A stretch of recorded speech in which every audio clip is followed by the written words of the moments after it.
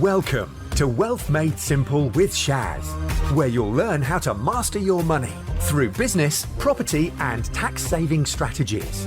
Your host has collectively helped his clients make tens of millions of pounds in additional profits through these strategic approaches to business. Introducing Shaz Nawaz, an award-winning chartered accountant, property tax expert, entrepreneur, and property investor. This week on Wealth Made Simple, we are talking about why get rich quick or quickly doesn't work and why focusing on how to get rich slowly does work. What's your view on that holistically, Kiran? Holistically, get rich quick is a really nice idea, and it's a pipe dream. It's that thing that everyone, oh yeah, he got rich quick, didn't he? And it's something that you project. A lot of people project it onto others as well. They look at people who are famously rich, and yeah, but they got rich overnight, didn't they? They were part of that elite group of individuals that suddenly got rich overnight. And then you ask them how much they know about said individual. They're like, well, they're rich. What more is there to know? How much work has it taken them? How long has it taken them? Nobody asks those questions. They just see that suddenly a name is in the news, it is in social media, and they are being associated with wealth. Yet they're a 30-year overnight success. Yep. And that's what's interesting. And something that I learned from Earl Nightingale many years ago, Kiran, was observe the masses and do the complete opposite if you want to be successful. Yeah. And everybody, as you said, and when we say everybody, we're generalizing. It's not you can't speak for every single person. It's not possible. No. But the majority of people want to get rich quickly because everybody's in a hurry. Yeah, and there are also problems associated with getting rich quick that I think people don't realise. Well, I mean, being poor has its problems. Being wealthy has its own problems. But you'd rather be rich and have the problems than be poor and have the problems. I mean, yes, yeah, absolutely. But they're different problems, but there are people who believe in the get rich quick fallacy. Believe that money will solve all their problems, and it won't. And this has been happening for a long time, and you see all these Ponzi schemes, okay? Yeah. Charles Ponzi is reasonably well known for having come up with the first one. Whether it is or it isn't doesn't really matter. No. For this particular conversation. And time and again you see them fail. But time and again people get sucked in because the returns are so good. Some people obviously will get sucked in, and most of them obviously end up being victims because they don't know any better. But sometimes you see some really smart people. And how the hell did you get caught up in this? Because you're a pretty smart person. Yeah. But the returns and the story and everything and the web that the creator of the Ponzi scheme creates, okay, is so good that they get sucked in. Yeah, and a lot of people. So Ponzi schemes, pyramid schemes in the UK, they're illegal. Yeah. Multi-level marketing is not illegal, but they promise very similar things. Now, the idea is that, invest in us now, recruit some people, you'll make a lot of money, they'll make a lot of money, everyone makes a lot of money, this is great. And, we'll charge you an administration fee to join us, and yada, yada, yada, yada, all these things. And somebody is making money in these Ponzi schemes, but only one person. Yeah. I think multi-level marketing, Kiran, done well and properly, does work. Is a get rich slow. It is, yeah. You find a person, they find two people, and everybody's meant to benefit in that particular chain, okay, of selling some kind of a service, product, whatever. Okay, and if done properly, but people expect more because they show you the star, okay. Here's Sandra or here's Simon, and he joined us or she joined us 3 years ago, okay, and had nothing and was broke living on a council estate. And now they're earning a six-figure salary. Look at them now, they're driving a Rolls Royce or some super fast car, a big house, a yacht, a helicopter, and if he and she can do it, so can you. Yeah. And everybody wants to be Sandra and Simon. Yeah, absolutely they do. And Sandra and Simon probably have achieved that, but An anomaly. Yeah, Usually. yeah, they're the exception that proves the rule. That's right. And that's the thing. And money doesn't solve all your problems; it creates different problems. And also, alongside that, if you woke up tomorrow super rich, do you know how to manage that money?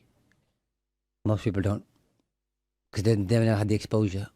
And so that's the first problem. Because, yeah, I've done it with my friends. I'm sure you've done it. And you win 150 million on the lottery. I don't play the lottery. I know you don't play the lottery, but many people do. But hypothetically, what do you do when you win 150 million on the lottery? The standard conversation for 99% of people, especially the ones that I've spoken to, is, well, I mean, first I'll clear all my debt, then I'll clear all my family's debt, then I'll make sure my parents are set up for life, because people are generally good, they want to look after their family. Make sure my brother and sister are set up. I might give them a little less than I give my parents, but hey, my parents gave me life, so Let's be generous and call it 10 million, shall we? Probably isn't 10 million, but let's call it 10 million. Let's be generous and say you spend 10 million clearing, sorting, paying off. 140 all the rest left. 140 left. What do you do with that 140? I'll buy a house. Okay. Well, how much are you going to spend on the house? I'll probably spend 5, 10, 15 million. Okay. So you've spent 15 million on a house. You've bought yourself a £500,000 car, £750,000 car. Maybe you've bought 3 of them. Okay. Let's call it another 30 million. Cars, house, whether it's a small boat, a helicopter, whatever. You've got 110 million left. What do you do with that? I'll probably go on a holiday around the world. I'll do this. There's a lot of instant expenses. And the thing that, so this £10 million house of yours, does that have a swimming pool? Yeah, Olympic sized. Yeah, I want to get back in. I want to get in shape. 50 meter, and now I can afford to get into shape, because getting into shape's expensive. Clearly, at that price, I'll pay a personal trainer. I'll have some people at the house doing the cleaning and cooking and racking all the up rest the of bills. it. Yeah. Okay, how much does that all cost to run a month? Oh, what? Well, how much is the monthly costs of all of those things? Well, I've not thought about that. No. I don't need to. I've got 150 million less whatever I've spent. Yeah. But I promise it you, eats into it, doesn't it? It's the mindset thing. It will evaporate very quickly. Whereas people like you and I, when we have those conversations, my first conversation is, any debt my family has, wiped out. Absolutely fine. I think that's a generous thing to do. Okay, the rest. Well, I might get a slightly bigger house, but I don't want anything too ostentatious. Mm-hmm. And I'll buy that for cash. Cool. After that, how many businesses can I set up? How many investments can I make? How can I turn that 150 million into 250 million, 350 million? And use the return. And still have some left over. And everything. some more. And create generational wealth, legacy, and actually start. And that's a mindset thing based on if you've got, a lottery windfall. Yeah. But that doesn't, the odds of winning the lottery, type it into Google, the odds are astronomical. Yeah. And so the people who plan for things like that, you're planning on a dream and a hope that is very unlikely to succeed. And that actually supports everything we're going to be saying today about why get rich quick fails, because suddenly you're pinning all your hopes and dreams and clearing your debt and clearing everything on one windfall that is one in hundreds of thousands, possibly, I think it's 16 million. Millions, yeah. 1 in 16 million chance of winning the lottery. You've got to start playing the lottery to do that, which, in my opinion, is, a waste of money. But, hey, that's just me. Horses for courses. It's one man's opinion. So, and let's assume, for one, you've been playing the lottery since it came out in the 90s. You've put your £1, your £2 on every week since, call it 1995. Okay, it's 52 weeks in a year. So that's costing you £104 a year. It's almost 30 years since then. So £104 a year is now, a little over £3,000. Okay, then you get a windfall. So you've been playing a game to win for 30 years. But it's never a pound, though, if you know what I mean. It's not, always, yeah. But, £2 here, £5 there, £10 here. But my point is, even if you win, you've been playing that game for 30 years. It's not get rich quick. It's not, is it? Yeah, that's right. You've spent 30 years trying to get rich. So it's get rich slow. It is. So let's cover some of the reasons why get rich quick doesn't work, because you and I are both agreed on that. And then we'll spend most of our time on this show talking about what to do and how and why get rich slowly does work. The first thing I'd say, Kiran, is that look at, because as you know, I'm a big fan of history, and past performance is the best indicator for future performance. Just look at the past and look at how many people have actually gotten rich quickly compared to how many have actually tried and failed. Now, of course, you want to have that data because it's not recorded anywhere. Okay, but if you did, I can quite comfortably say most people have failed at trying to get rich quick.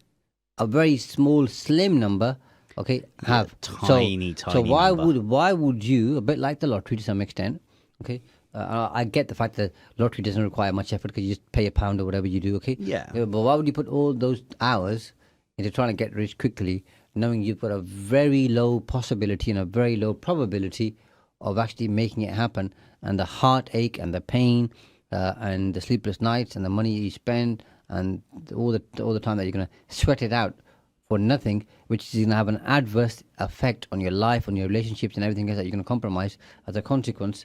Why do that? And then knowing that the chance of success is low. That's the first one.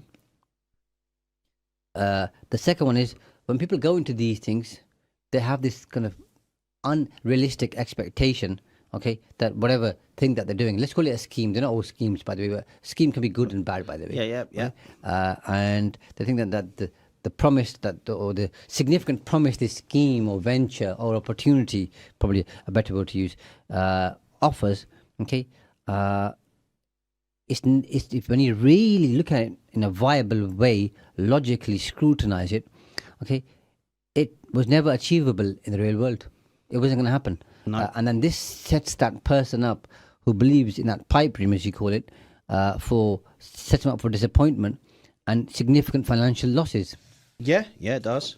So why go for something when you know that it is unrealistic? So, and before we go any further, we've got a comment from Faisal, and thanks for getting in touch, Faisal. He says, get rich quick is high risk like gambling, e.g. crypto speculation. Absolutely, Faisal, and that was my next point. Yeah. Which was the third point. One, very slim chances of success. Two, unrealistic, put my teeth back in, expectations. Third one, high risk. So these opportunities, these ventures, and Faisal is absolutely right, are very high risk. And if you're not used to dealing with risk, or your attitude to a risk isn't that high, then why would you do that? And when the risk is high, the reward can be high, but just focus on the risk bit. That means there's a higher chance and a higher degree that you're going to lose most or all of your investment. So why go up for those odds when you don't fully understand the risk that exists? I think with Faisal's things about crypto speculation, so my views changed on this, by the way. I first came across this in 2010 when there weren't that many people talking about it. Yeah. Compared to that's about today. the same time I got into it. And I just thought, A, this is never going to take off. I know. Okay. And B, I don't quite fully understand it. And if I don't understand it, I either got to put a lot of effort into understanding it, or secondly, I have to invest time and then make sure I invest properly. I haven't got the time. Yeah.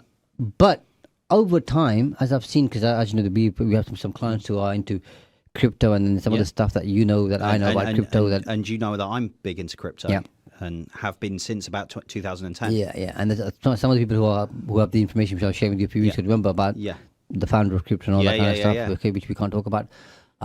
And they have the information. So those people, okay, however many there are, okay, are probably making more informed decisions about crypto. But Faisal is right, the majority who joined at the start probably are speculating. Yeah. Other than when they start educating themselves about how it all works, then you can get into it. But if you don't, I think Faisal is absolutely right. It's like gambling, okay? Yeah. To some extent. To some extent it's it a is. zero-sum game. Yep. And I think there are 2 points that, when you were talking about why get rich quick fails, that I want to highlight. And there are 2 things that we've always said and we've always agreed on. And we've said it must be hundreds of times by now on our show.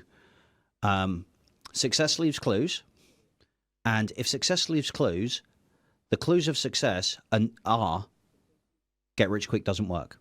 Yet nobody bothers doing. You're right, Kiran. Nobody bothers studying this stuff. Yeah. And the other thing is the reason you don't understand the risks involved and you go in with all the promises and the dream and you're sold the sizzle. You're not sold the sausage, you're sold the sizzle.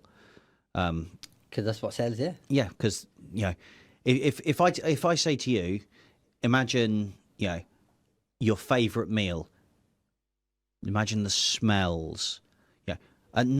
Imagine the smells. Imagine the texture of it. Imagine, the warm feeling you get and how happy you are when that plate gets put in front of you.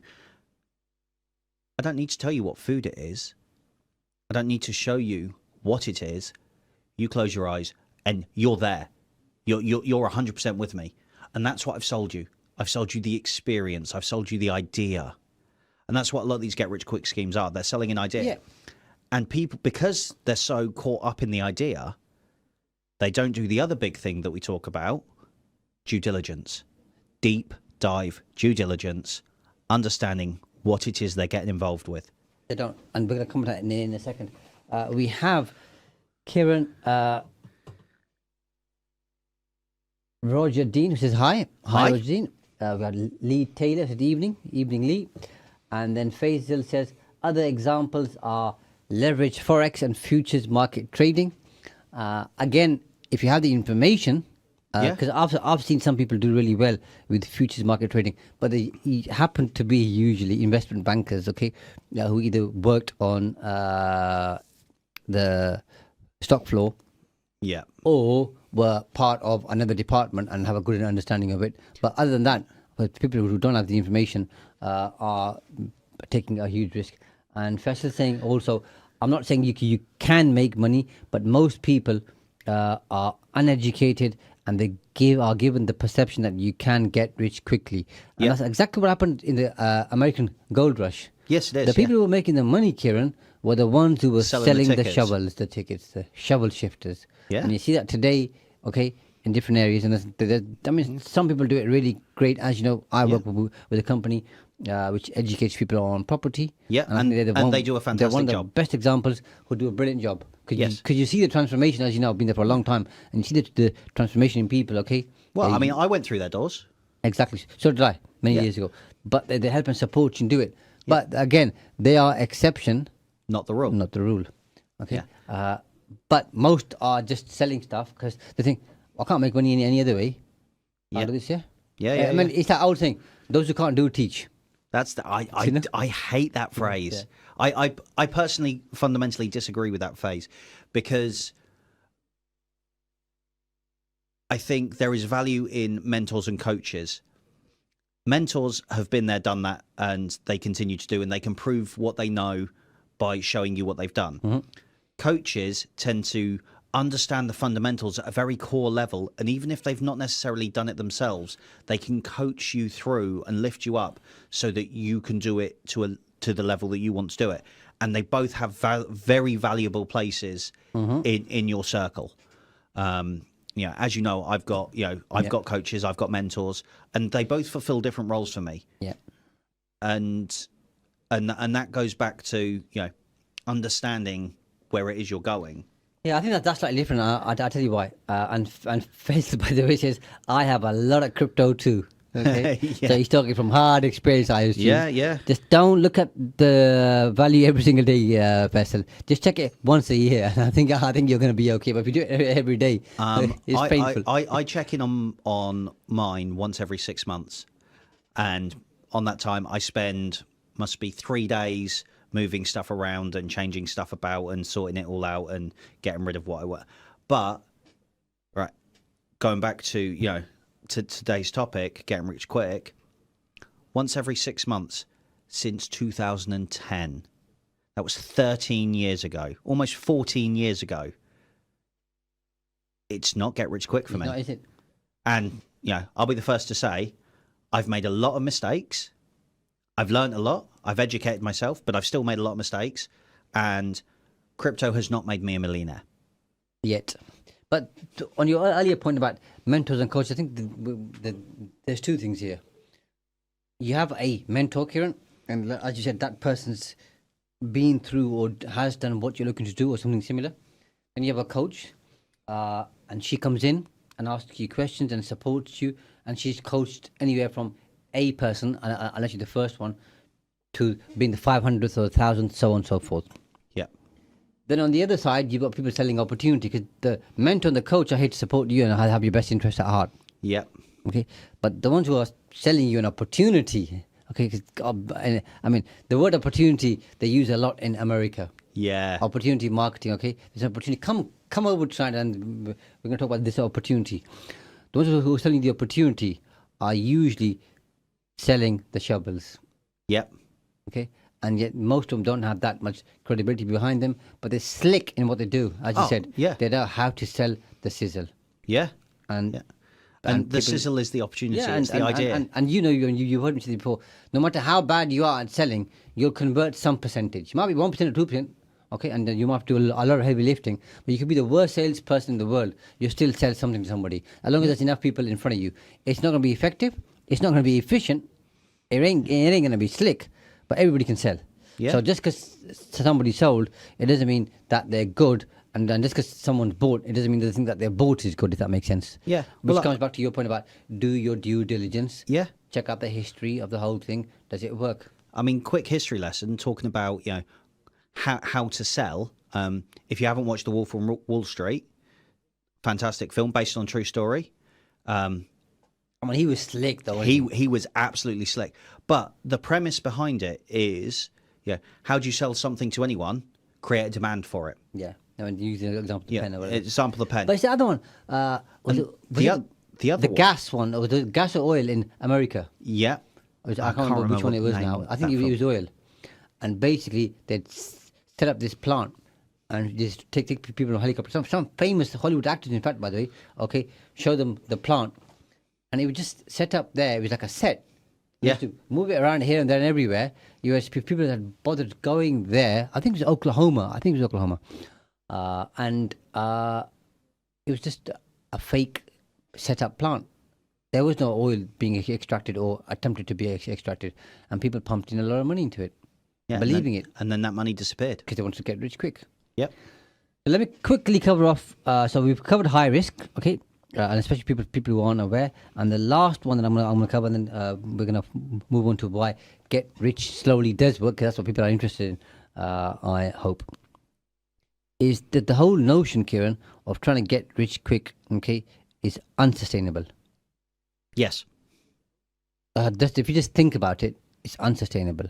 Okay, it just doesn't work. Okay, quick riches just don't work because they're few and far between. Okay, and there'll be a few that may make it in unstable markets when there's a certain form of disruption taking place. Okay, but usually it's going to be short-lived in terms of the opportunity, and it's going to be short-term wealth as well for most people. Yeah, and if you only ever chase get-rich-quick schemes or get-rich-quick opportunities, get-rich-quick ideas, you're always going to be chasing that next shiny penny, and you're never going to learn to live in the moment and enjoy what you have. That shiny object syndrome is a lethal thing. It is. We've all suffered, and we sometimes fall into that trap. Yeah. Because this next thing here is really going to change your life, and it's going to change the way you do your marketing, or change the way that you sell, and change your business, and change your life. Okay, and sometimes we will get sucked into it. Okay, at the minute, in a big way, and as you know, you and I are both advocates, but AI and the whole thing with all of that stuff. Okay, a lot of people are getting sucked into it without understanding how to use it properly and the benefits. Do your due diligence. Do your due diligence and see how the whole thing works, and it's gonna be useful. So, what are your thoughts on where people could start with in terms of looking at trying to get rich slowly? So one of the big things is a lot of people will tell you, oh yeah, but I can't get rich quick. I can't get rich slowly because it takes money to make money, and I've got nothing to invest. Okay, I hear you, but the best time to plant a tree was 20 years ago. Second best time is now. So start now. Look at what you can do. Look at where you can go with it. Even if you invest a small amount, a small amount, if you can double it and continually double it, then you get you start approaching what's called compound interest and compound return. Compound return. And do this with me. You start with 1 becomes 2 becomes 4 becomes 8 becomes 16 32 64 128 256 512 1024 2048. Suddenly it's getting very big very quickly. Do you know how long it takes to get past the 100,000 mark? It's not very long. Yeah. And that's what you've got to look at. If you've got, low risk, low return, but low return over a prolonged period of time. And you're less likely to lose your money because it's lower risk. Yeah. So suddenly you're investing in whatever it is you choose to invest in over a long period of time. So say you you've got £100 that you can invest. Okay. Over the next 20 years, if you've invested it in low return but low risk propositions, and you get maybe 5% annually. Doesn't sound like a lot, does it? But it all adds up. But £100 becomes £105. 105, well, now your next 5% is on 105, not 100. And this is why once you get to a certain time period, let's call it 20 years because we're talking about slow, okay? Yeah. And so let's make it like it's a long time, which it usually is, okay? Yeah. And 20 years go by quickly because if you cast your mind back to 20 years ago, Kiran, feel like yesterday in a way, doesn't it? I can tell who you've been working mostly with today. Yeah. It wasn't Kiran, And in fact, I have. So I spent most of my time with Trevor today. But once you get to year 5, 10, 15, 20, as you said, the capital has grown slowly but significantly over that period of time. And now your return is on the entire amount, including the return, as long as you haven't taken that out and spent it elsewhere. So you've got to be disciplined about it.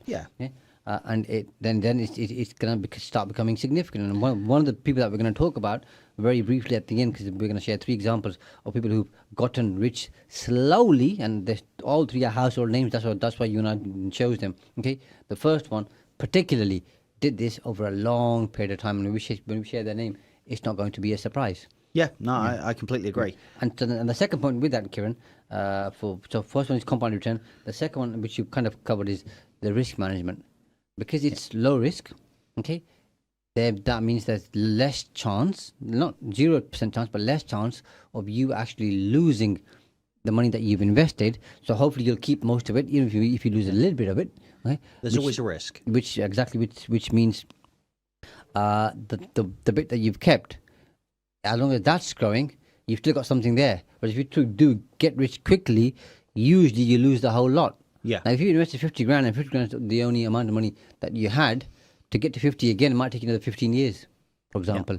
You've lost the next 15 years. Look at the opportunity cost in that. Yeah. You're never going to make 15 years back. No, Most people aren't. No. And if you've made £50,000 once, you can do it again and you can do it in less time. Absolutely, I agree, because you've learned a lot of good lessons. But, and it's something you and I have discussed before, is... And this ties really well into why Get Rich Slowly works and why those who are prepared to get rich slowly generally do. And that is that for the majority of people who want to get rich quick and they only think about getting rich quick and they're not interested in getting rich slowly, it's, well, if I made X amount of money tomorrow, I could retire. Because their goal in life is to do very little. And that's a mindset thing. But those who are prepared to get rich slow are also those who are aware of what it takes to get wealthy, get rich over time. And when you say to them, Shaz, you're in a position you could retire tomorrow. I mean, you're not, but you could be. Are you going to retire tomorrow? No. No, because there's always something else you want to do. There's something else something else you want to explore. There's another avenue. And it's that something else, which is the exact reason why I can't retire. Yeah. There's a long list of things that I want to do, as you know. Yeah. And I'm doing. And you're working through that list. But when you get to the end of that list, there'll be more stuff because there'll be new stuff that will come out. There'll be other things to try. You'll be refining what you've already learned. You'll be improving on other things. I'm like you. I will never stop. I want to be an entrepreneur, a business owner, and have many avenues. We've discussed before about multiple income streams, things like that. But I'm going to continue working and doing things until I physically can anymore. I don't want to retire ever. Mm-hmm. Whereas, and it's that subtle shift of, well, when I've earned this much, I can retire. Okay, that's nice. I don't want to retire. I want to keep doing stuff. I tell you what I liken it to. Sometimes when people come and have some food with me around my house, sometimes they might come to my mum's. Yeah. And sometimes my wife Anila, okay, will make food which you've had a few times. Very good cooking. Okay, and they say, your mum or your wife makes really good curry, okay? I can never get it to be like this. All right? And the first question I ask, and as you know, I know nothing about making curries. I get lost in the kitchen. And in fact, today I was with Alison, showing somebody an office, and there's a shared kitchen. And they've got a dishwasher in there. And Alison was recording and said, okay, can you share with people what's in the kitchen? And Kiran actually called the dishwasher a washing machine, believe it or not. So I get lost in the kitchen. I mean, this coming from the same man who once upon a time offered someone a cup of coffee, was trying to be really, really helpful. And this individual asked for sugar in their coffee. So Shaz gave them sugar in their coffee, didn't you? Oh, lovely, yeah. 3 spoons of it. 3 spoons of salt. Yeah. I mean, sugar. He just spit it out, wasn't he? Yeah. Yeah, he'll never drink my coffee again, but there you go. Maybe that's why I did it now. But you're right. Yeah. But I said, how long do you spend making the 15, 20 minutes, but my wife and my mum take 3 or 4 hours, depending on what they're making. Yeah. It's the slow simmering and everything that takes place, okay, that gets it to taste as nice, okay, as well as the expertise and everything else. I'm simplifying it. Compared to the 15, 20-minute job that you're trying to do, the half-an-hour job you're trying to do, it ain't going to taste as nice. Yeah. The same applies here, I believe, Kiran. Yes. The slow simmering process here, okay, which is the third bit that you're going to share in a moment, okay, is what gets you to become wealthy over time because it's sustained. Yeah. And the third point is education, understanding, skill base, knowledge base. Just every day's a school day. Every day you are learning. The slow accumulation of wealth also generally involves learning new skills, understanding new things, doing the due diligence, doing the deep dive, learning everything you can about the subject matter that you're involved with so that you can go in with an informed decision, so you can see the risks for yourself. Because there's nothing worse than going into an industry, an investment, a job role, whatever it might be, and someone telling you the risks because you can't see them. Because if you can't see them, I guarantee that those aren't risks anymore. They're guarantees. And this they're is why promises. People, and we'll stick with the 50 grand that we talked about earlier.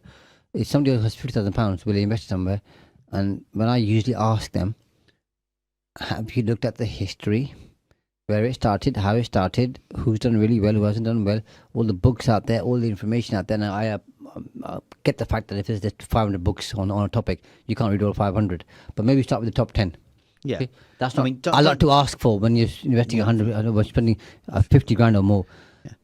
But the amount of people who haven't done any research whatsoever, or Googled a little bit here and there and saw 2 or 3 YouTube videos or whatever, and I think, you've started the wrong way here. You're not serious about this, because if you were, you'd have taken the advice and invested your time alongside your hard-earned money and learnt about this more before you actually jump headfirst. I mean, for me personally, I would rather invest £40,000 in something that I have learnt, that I know about, and that I've been on courses for, that I've taken the time to know that the information I'm getting is good information, is correct information.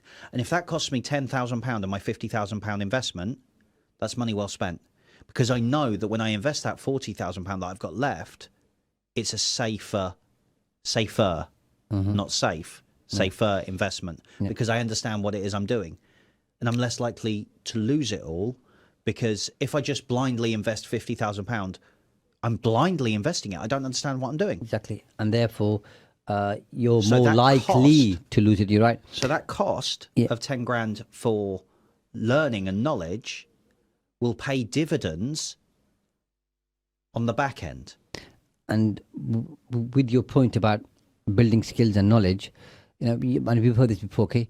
It's not about the destination. It's about who you become on the journey. Yeah. So it's the skills that you learn. It's the wealth that you're able to accumulate through that. It's the personal value that you generate, okay, and by being of value to others, and the capabilities and skills that you have, which allow you to think differently, to think independently, to see and spot opportunities when others don't, and then to know what to do and what not to do. Yeah. Because some people may know what to do, but they don't know what not to do. And I always say what not to do is more important than doing what to do. So that's our third one. The fourth one, where getting rich slowly works, Kiran, is long-term financial stability.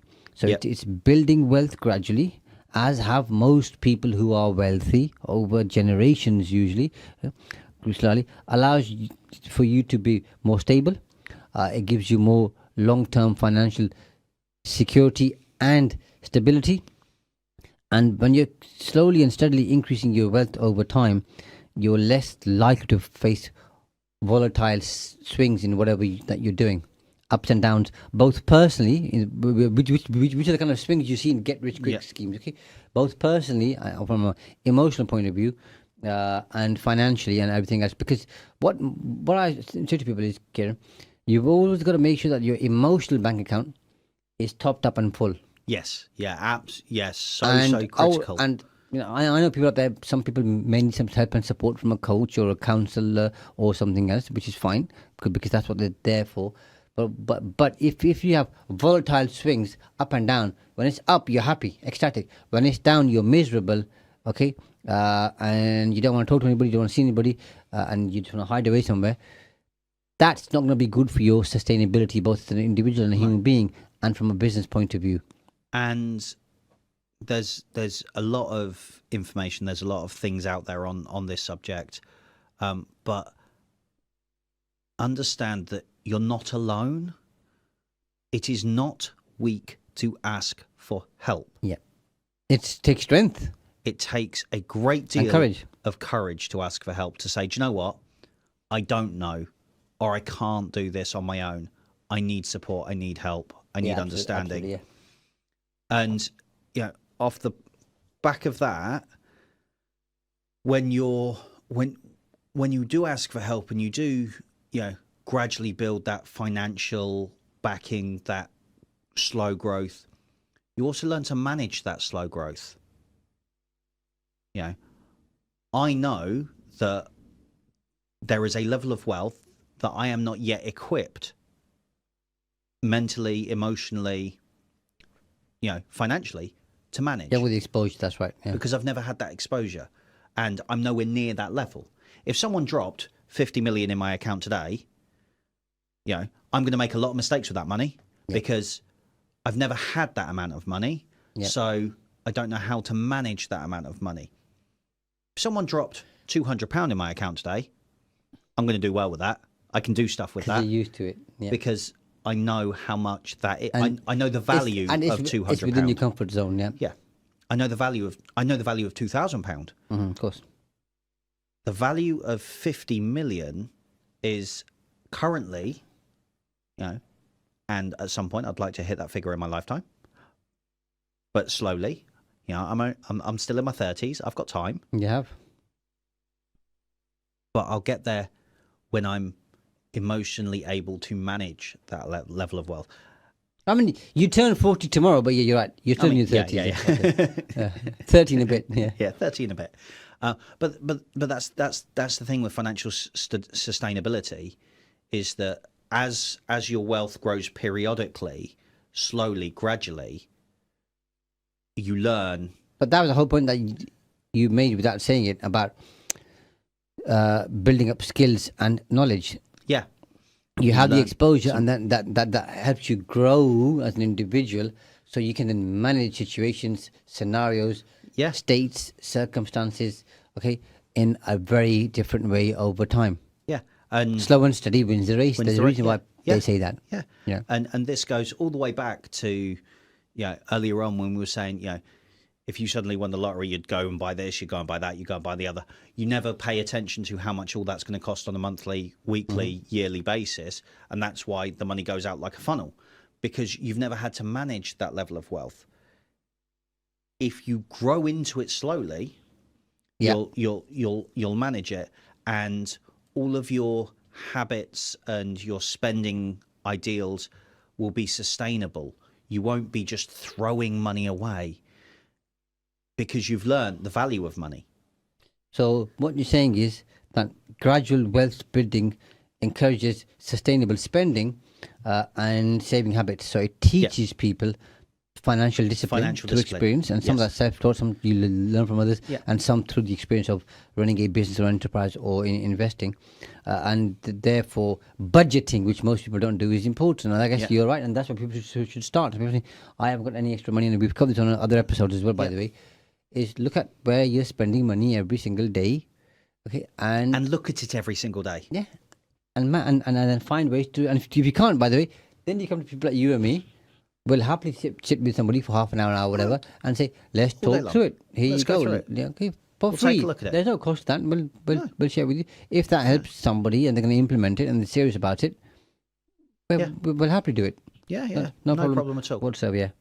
But you're right. Sustainable spending habits it's one of the first steps and one of the most crucial steps to achieving long-term success. And last week we talked about it. Charlie Munger passed away at the age of 99. He was going to be 100, I think, in January. Yeah. Okay. And he was talking about in that interview, I think.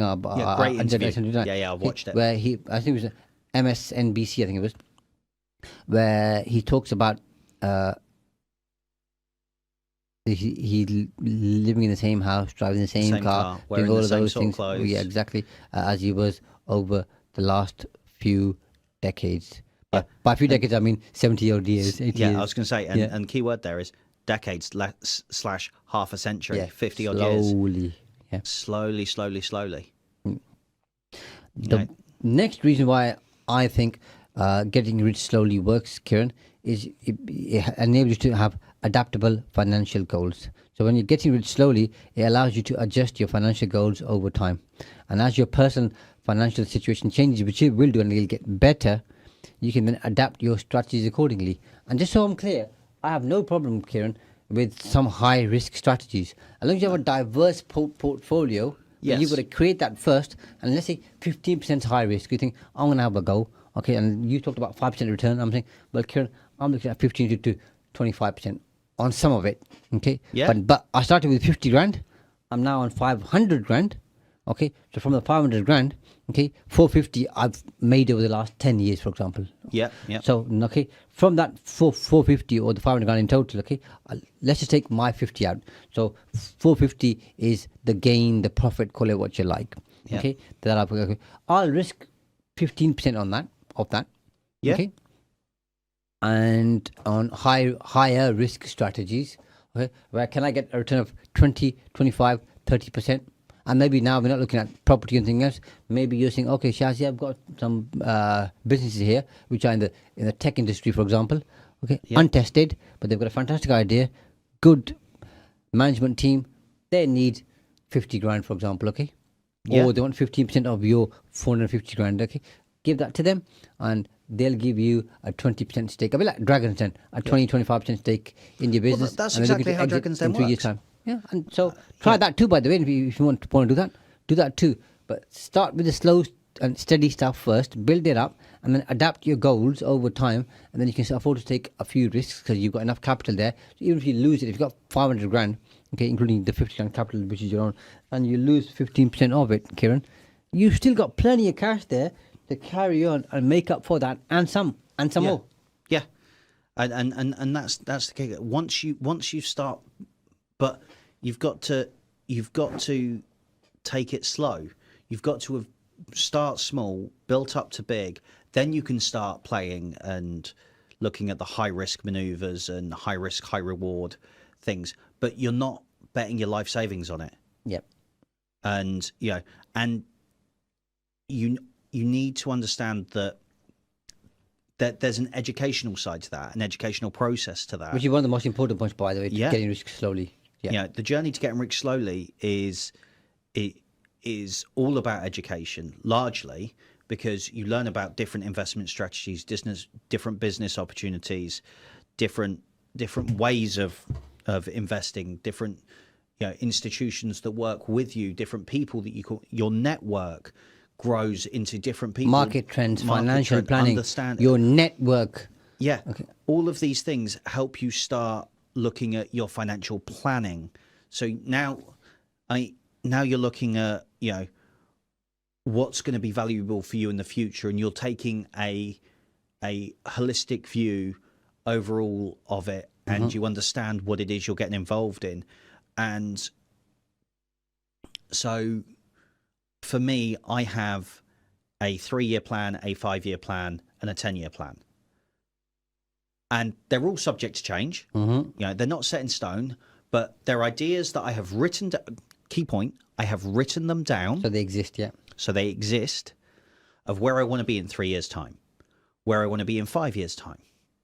And every year, and I do this once, maybe twice a year. It's not a regular thing. You review it, yeah. But I review it. And I review it because things change. I don't know what's going to happen in the world. Which is having adaptable financial goals. Nobody told us that there was going to be a pandemic 2019, 2020, did they? Yeah, that's right. Nobody predicted that. Well, anyway. That's another show for another time. Okay. Moving on. Yeah. But my point is, if you're educated enough to be financially stable, and you've got that adaptability mindset, you can plan for the future. Yeah.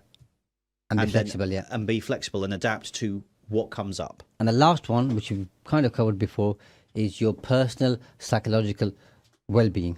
Okay? Because wealth accumulation, Kiran, it can be stressful and can create a disconnect from the value of money. So slow wealth building promotes healthier relationship with money, better understanding, less stress, and more satisfaction in your life. Now, we promised 3 people's names we were going to share. So you can go with the first one, I'll do the second, you can do the third one, and then we'll wrap up. Warren Buffett. Okay. Long-term investment strategies. He's well known as the long-term investor. He's a master. J.K. Rowling, okay, rejected more times than many other authors. No. In the end, someone said yes, gave her a try, and said this would never work. In fact, she's J.K. Rowling because she didn't want people to know she's a woman. Yeah. She had that barrier in her brain. Right. And the last one? Jeff Bezos. Started in a garage, and look at where Amazon is now. So he was selling books. For all those reasons, getting rich slowly works.